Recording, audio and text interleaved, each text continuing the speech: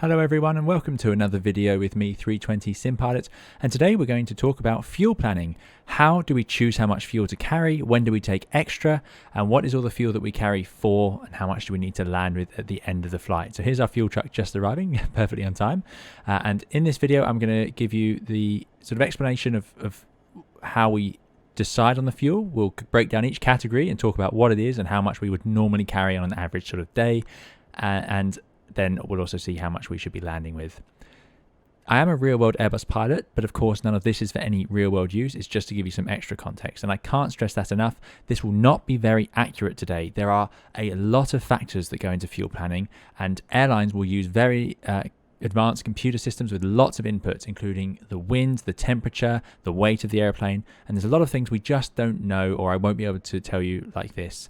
However, of course, a useful thing is if you use SimBrief, that will help you out. But this video will hopefully give you some information. Even if you just use SimBrief and load up the fuel that SimBrief offers, I'm going to be explaining to you how SimBrief comes to its decision, and also giving you maybe some clue as to how you could change it if you wanted to.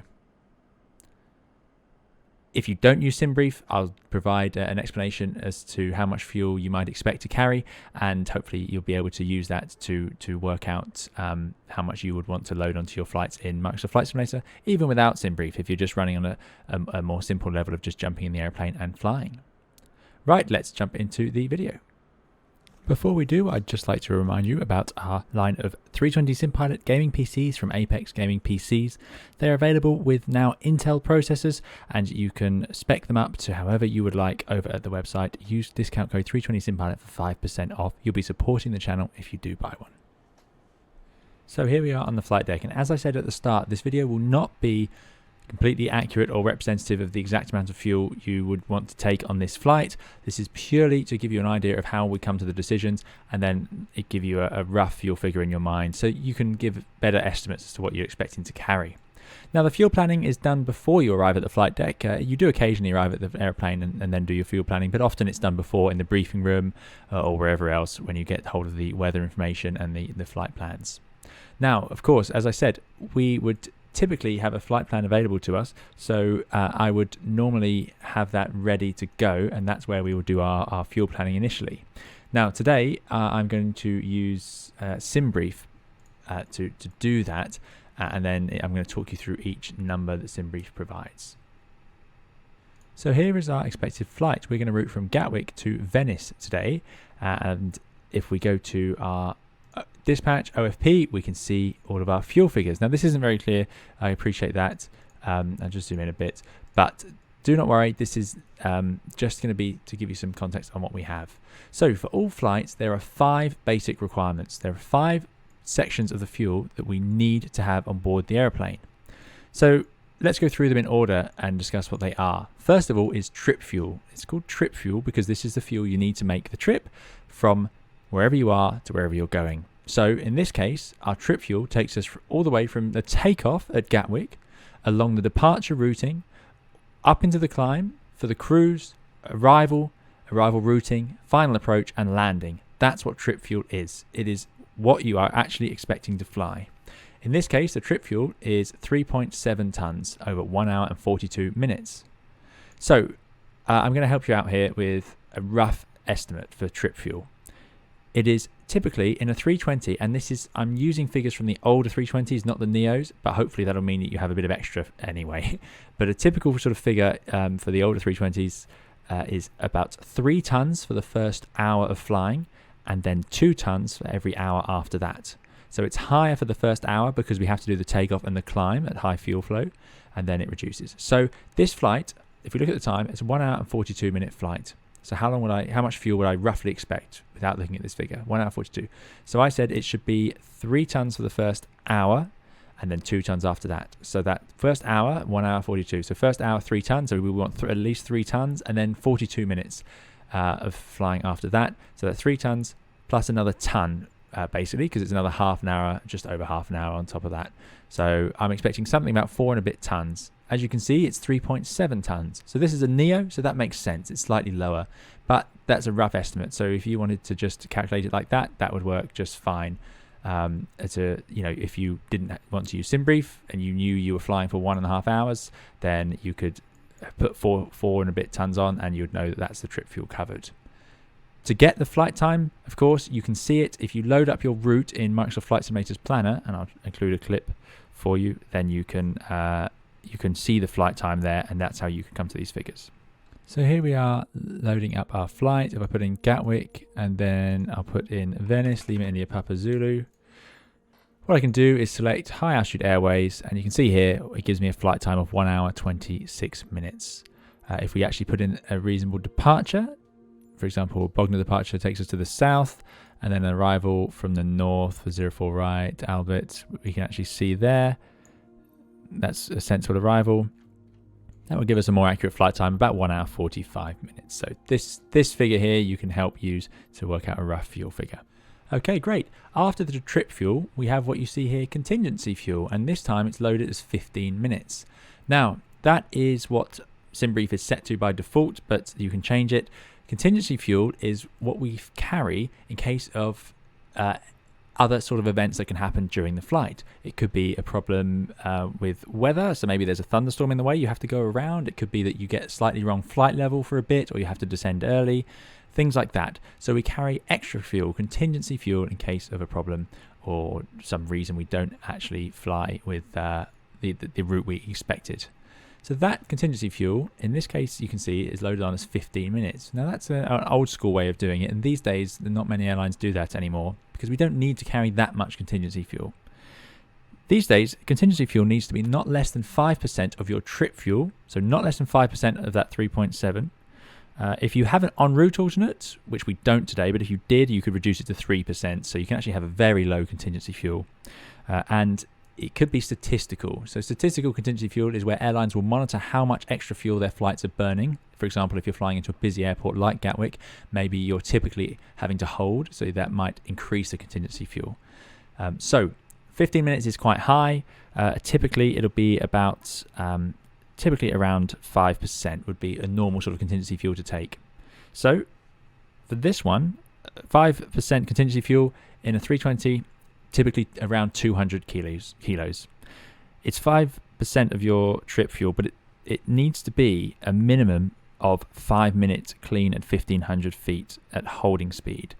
So what I mean by that is it must be the minimum of 5% of your trip or 5 minutes clean 1500 feet holding speed. So these are all just different definitions, but the end result is it's at least 200 kilograms. So normally about 200 kilograms, which you can see is about right. This is just over 500 kilograms for 15 minutes of flying time. So 200 kilograms will be about 5 minutes, a bit extra fuel, which is always nice. So about 200 kilos as a minimum contingency fuel if you're going to work like that. But there's nothing wrong with just running with 15 minutes.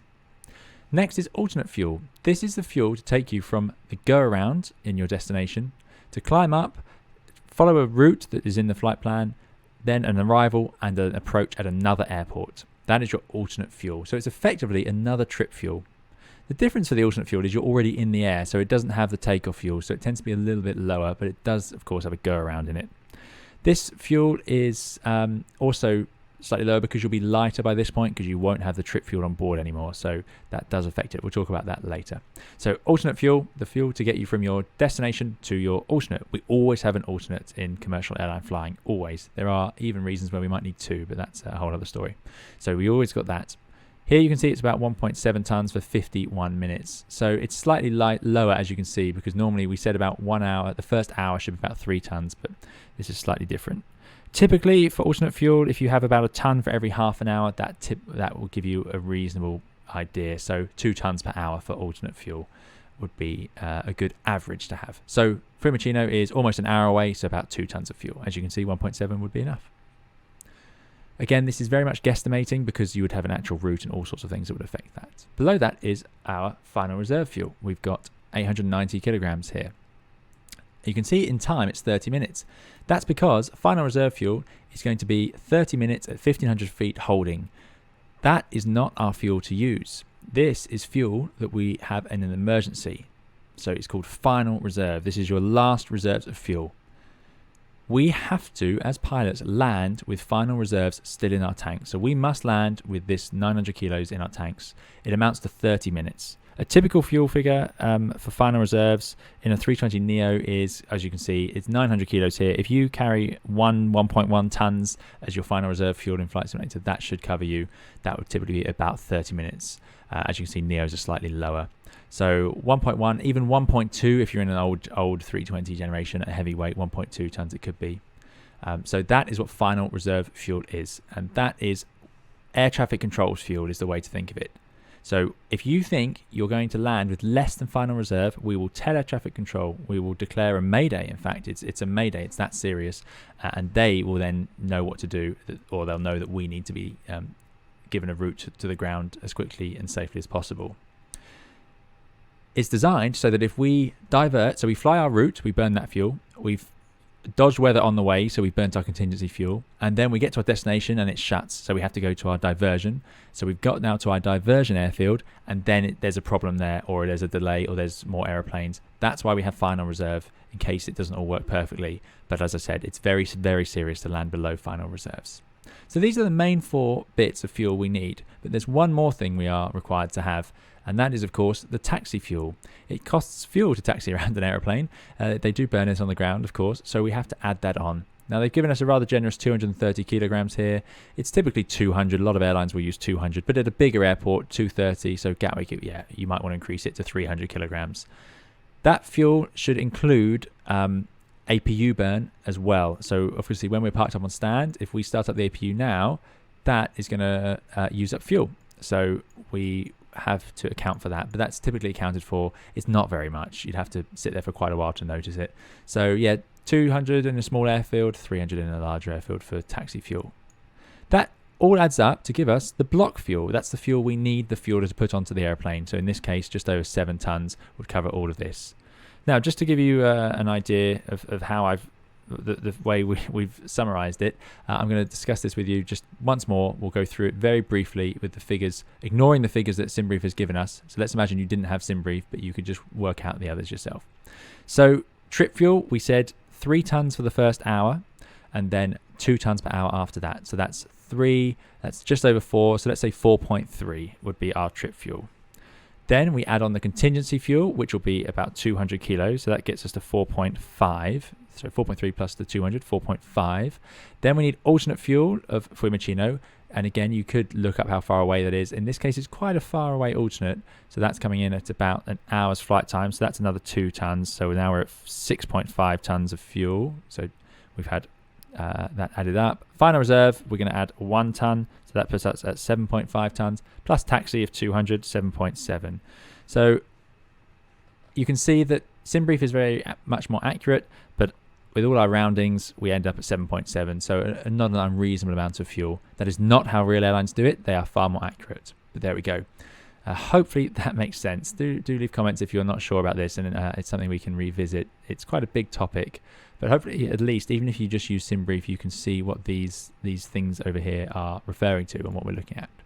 Now, the Airbus actually helps us out a bit here, because if we look in the MCDU on the init B page, so I've loaded in my flight plan here, but on init B, I've just loaded in the weights, and then we said we want a block fuel of 7.7, so I'll put in 7.7, and there we go. We can see that it does populate, and there we go. This has a trip fuel of 2.8. Now that's a bit low, but anyway, it's because we're at a much lighter weight. But if we were to increase the weight, let's say we were, let's put us at a zero fuel weight of 60 tons. There you go. That gets us at 3.5 tons. There we go. So at a more heavy weight. Trip fuel, 1 hour 40. Then it's got route reserves, and you can see it's set to 5%, which is 200 kilos. So that's what we said, remember earlier? That is the amount of fuel expected. Alternate, we haven't loaded in, so it doesn't know. Final, it wants 900 kilos. We said about a ton. So these are all here. So this is final time, is your final reserves, your alternate fuel, your contingency fuel, which they call route reserve, and your trip fuel. And then up here, your taxi fuel, 200 kilos by default, what most airlines use. So the init B page is already set up in this format, which is great. So let's talk about the final amount of fuel you might take, which would just be extra. So you can see here, extra time. We've got 3 tons extra if we take 7.7 tons of fuel. Now, what is extra time? By the way, if you put in your alternate in there, it should populate the alternate fuel in there. But what we can do is we can just type it in. So if we put in 1.7 there, it will reduce the extra fuel that you've got. So the final amount of fuel that isn't shown on our fuel planning at all, and it's not shown on our sim brief, is extra. You can see there, PIC extra, pilot in command extra.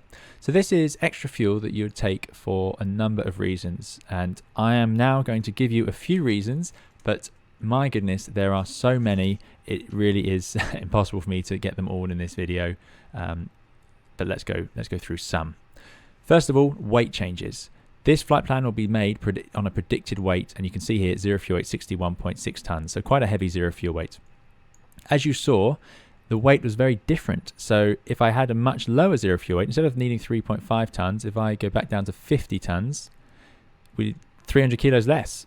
If I go down to 45 tons, even less. So there's a big difference based on your weight. The longer the flight is, the more that will have an effect. So shorter flights, it's less of an impact. The figures I gave you at the start, the 3 tons per first hour, 2 tons after that, are conservative and just rough guesses. But when you're fine-tuning it, and airlines will fine-tune it, this is what you get. The reason airlines fine-tune it is because they have to be as efficient as possible. So every spare kilo that we carry in terms of fuel will actually cost us fuel to burn. It's like carrying more cargo. If you've got more fuel in the wings, the airplane burns more fuel as it goes through it. So that is why we need to account for it and be accurate with our fuel. So weight is the first thing. Next is the routing. What route is this planning us to do? So if we scroll through to the next page, we can see here it thinks we're going to depart from runway 08 right at Gatwick and arrive at 04 right into Venice. So that is facing the east. So what if we took off and went west first? So instead of taking off pointing straight towards Europe, we took off to the west and then made our turn towards Europe. That's going to burn more fuel, and our trip fuel does not account for that. Our contingency fuel could be used for that, but trip fuel does not account for it. So if we suspect that this is the wrong route, i.e. the wrong runways or wrong arrival as a result, then we might want to add extra fuel for that, a few hundred kilos here and there, to account for the different departures and arrivals. Next is going to be the weather. So this all works nicely as long as the weather's fine. But what if there's strong winds and we think we might have to go around and try again at our destination? I.e. we don't want to divert straight away when we get there. We suspect there is more reason for a go around, so therefore we want to carry extra fuel to try again. Typically you'd add, it really depends, 600 kilos to a ton for a second approach depending on the size of the airport and the expected routing for the go around. Because some airports you can't do a very short go around, you've got to fly a long one through terrain and so on. So extra fuel for that would be 600 kilos to a ton typically, but could be much higher depending on where you are in the world. That is fuel we'll carry if there's thunderstorms and that sort of thing. Same for fog. What if there's fog or snow? Snow that we might need to hold while they clear the runway. So how much do you want for that? Well, if you need another half an hour of holding, as we can see, that's about another ton of fuel. A thunderstorm might pass through. They can pass through. They can take half an hour to an hour to pass through an airfield. So you might end up holding for half an hour. And once you've held, you might be in the back of a queue. So you might need a bit more for that as well. These are all reasons that you can find yourself taking extra fuel.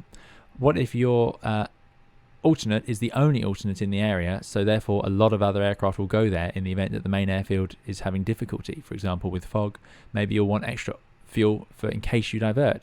There's endless reasons, and as pilots it's our job to get that right. The computer system will spit out this number.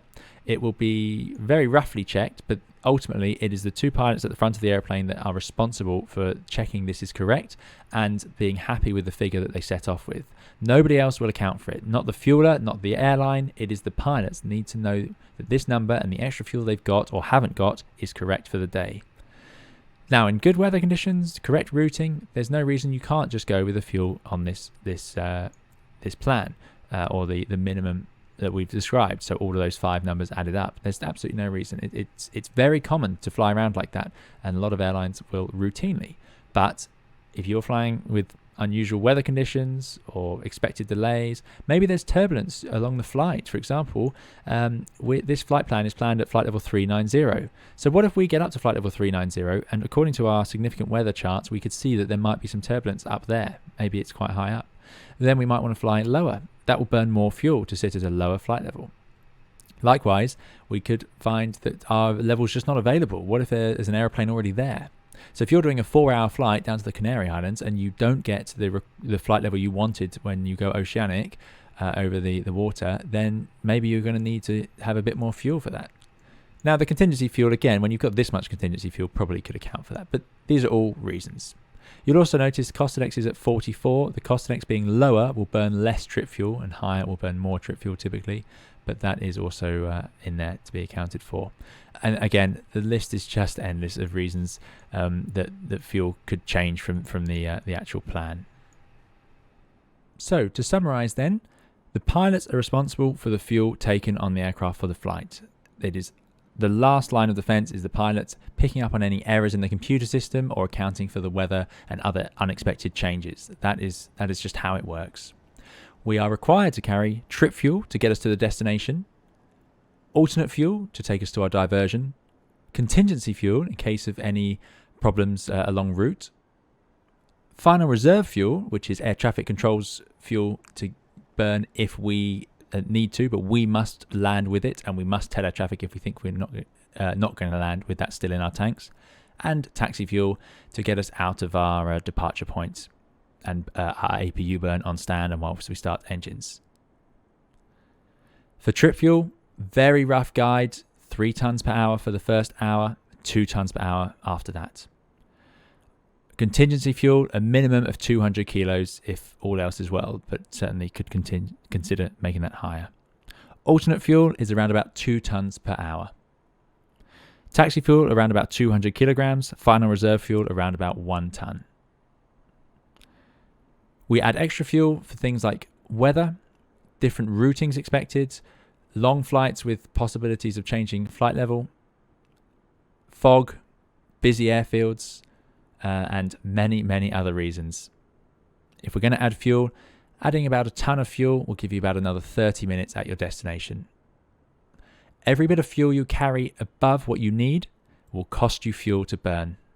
If you add 5 tons of fuel just for the fun of it, that will cost you a few hundred kilos extra in fuel burn. Once again, I cannot stress enough that this is entirely for flight simulation and is an incredibly simplified and rough guide for those numbers. If you're using SimBrief, that'll give you a nice idea of how accurate the numbers are planned. So that's all for today's video. Thank you very much for watching. I hope it's been interesting. Do please leave some comments and thoughts about it.